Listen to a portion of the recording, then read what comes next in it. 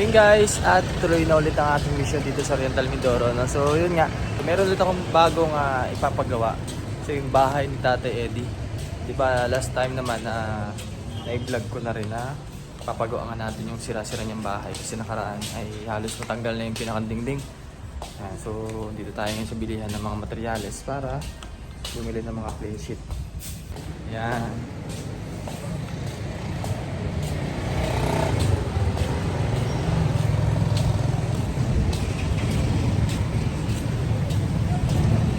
So tuloy na ulit yung ating pag-mission. So wala tayong sasayanging oras para magawa agad yung bahay ni Tatay Eddie kasi malapit na naman tagulan at napakadelikado para sa kanyang tahanan. Kasi mama isang hangin lang matanggal na. So ilalagay namin ay plain sheet tapos ito double wall na lang para mas matibay at hindi na magkaroon ng problema. So, sa ngayon kasi atid ko muna yung pinakamateryales sa bahay nila. Sa gayon bukas gagawin na agad ni Tatay, no? Tatay Rene. So, si Tatay Rene kasi yung ating tagagawa po ng mga babahay dito sa Oriental Mindoro. At ayun, so nagpapasalamat po ako kay Ma'am Betty sa patuloy po na pagtulong po sa lahat ng mga beneficiary at lalo na sa mga taong nangangailangan. Maraming salamat po Ma'am Betty. At sana ay nasa mabuting kayong kalagayan ngayon. At mas lalo po kayong i-bless ni Lord na sa gayon ay mas marami pa kayong matulungan. Maraming salamat po. At ganoon na rin po sa ating sponsor na si Ma'am Sisi sa KP. Patuloy pong sumusuporta rin monthly, may binibigay pong mga pang grocery sa mga beneficiary po dito sa Oriental Mindoro. Maraming salamat po. Ayan. So naantay ko lang muna yung mga plain sheet para may sakay natin dito sa tricycle. So mag-isa lang tayo ngayon.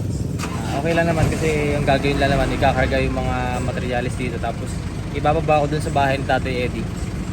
Bukas nga isusimulan na agad. Grabe no. Kasi by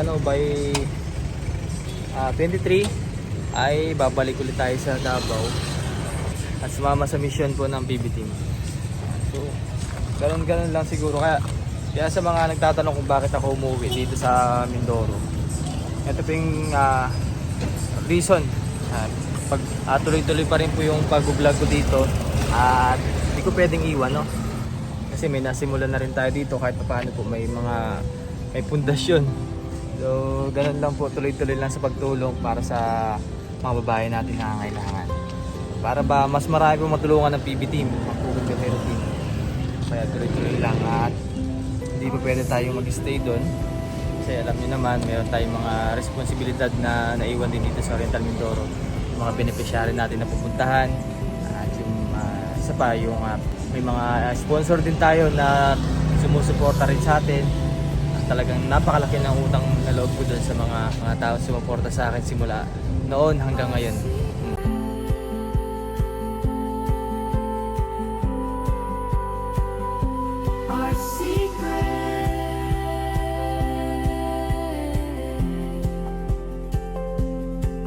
Ay doon lang po. Din sa likod. Yan yung plain sheet mga bayan na lalagyan natin sa bahay Tatay Eddie. Nangingin na lang akong tali doon para matalis na. Kuya. Oh yun, laman. Talian na lang natin para hindi man mulwa. Ang dami niyang mga pito to mga babayan. Mas matibay na yung bahay Tatay pag nailagay na talaga to. Hindi na aanayin. Nagkamera na ng lawa kasi hindi ko nagagamit yung motor.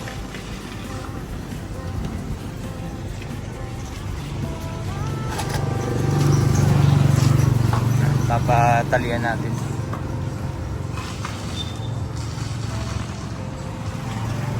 Ayan, so dito ako bumibili lagi sa Kimala kasi nabibigyan tayo ng discount. Kilala na rin tayo na nagpapagawa ng mga babahay. Talaga naman malaking tulong din yung binibigyan ng discount sa atin. So salamat din sa mga staff din na mababait. At every time na bumibili ako ay may less lagi. Salamat po.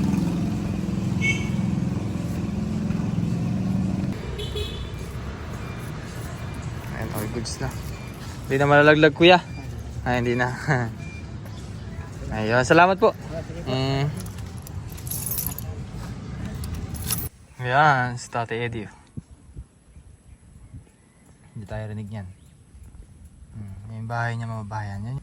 So yan yung gagawin namin para bukas, no? O, ayos daw. So, bali plain sheet yung pinakang dingding na niya sa labas. Tapos ito double wall sa ano na loob para hindi mainit. So hindi naman dito mainit kasi gawa ng malaking puno po ito. Natatabunan yung bahay niya. So kaya ano, maayos, mas maayos, no? Balik na talaga.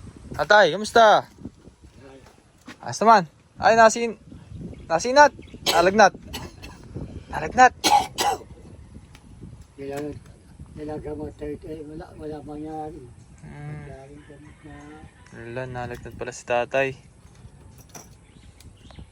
Kailan ba ikaw nalagnat? Kailan ka pa nalagnat? Kailan?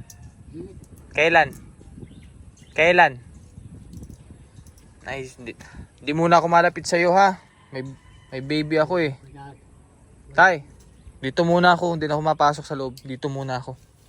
Hindi na ako mapunta sa loob. No? Kasi may lagnat ikaw.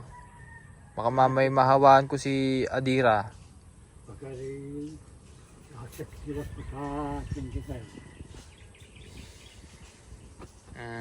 Baka Wala na ubo. Sipon ay. So ito nga pala bukas oh.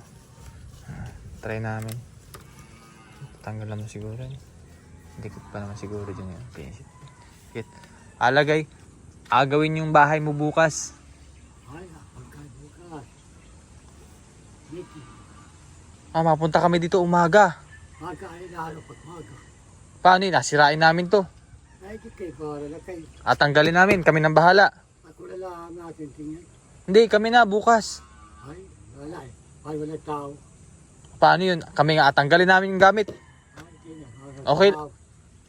Okay lang kaming matanggal. Bukas ng umaga. Maga. Kami. Ay, okay lang. Wala talaga dito. Ay, pero okay lang natanggalin namin. Kami na lang magtanggal. Ay, ko na ba? Pagpakay mo na, di ba? Kang pagkatangali yan eh. Ay kami ayusin namin. May dala kaming plain sheet. Yero. Nagdis ka bilaw. Pupusan na tinatay yung sako. Sa dinis. Tay. Pagkakal siya eh. Tay. Ay, meron pa. Bukas, kami nang bahala. Magtanggal. Tay. Okay, pag kami wala kayo abi ko na siya susi. Dito mo na nalagay. Para buksan. Dito. Susi. Ano? Eh, tay. Tanggalin ko lang yung yero. So, alis daw kasi siya bukas kasi may meeting ata sa senior. Eh, sabi ko kami na lang bahala para matuloy lang yung paggawa. Salamat Panginoon sa paggabayo pang marating mga taong katulad nila. Alam kong marami pang ganito, pero alam kong di mo sila papabayaan. Ang sarap sa feeling na mabigyan sila ng kaginhawaan sa buhay na talagang minsan lang nila mamaranasayan. At salamat sa mga taong laging nakasuporta upang maipaabot din nila ang kanilang pagmamahal sa mga taong mas nangangailangan. Mahirap gawin pero kakayanin natin. Mag-isa mang lumalakad pero dito naging hadlang sa atin. At mas pagbubutihan pang gawin at gawin. Paggawin ito. Kaya sama na sa paglalakbay upang marating pa ang ating mga kababayan. Ano, tara na, sama na, ara na.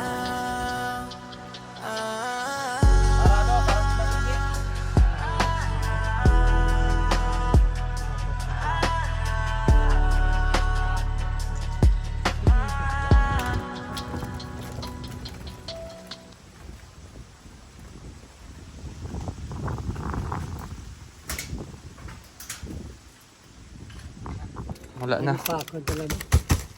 Pako. Pako. Pala pako. Kalimutan. Buti na lang di man na naulan. Kasi kung naulan, hindi ko na madadala yung tricycle dito sa loob. Ayan, sobrang putik po kasi kapag yung naulan. Kasi yung lahat. Kaya, Kasi kayo. Yung lahat. dito ko nalagay.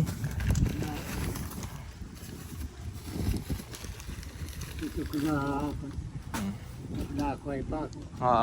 Bukas basta maaga kami mapunta dito, umaga. Uy, agahan mo lang. Mm-mm. Ay, pag kayo di maabot ay pa. Oh, Naintindi ko. susi! Ay, Susi! ay. Susi!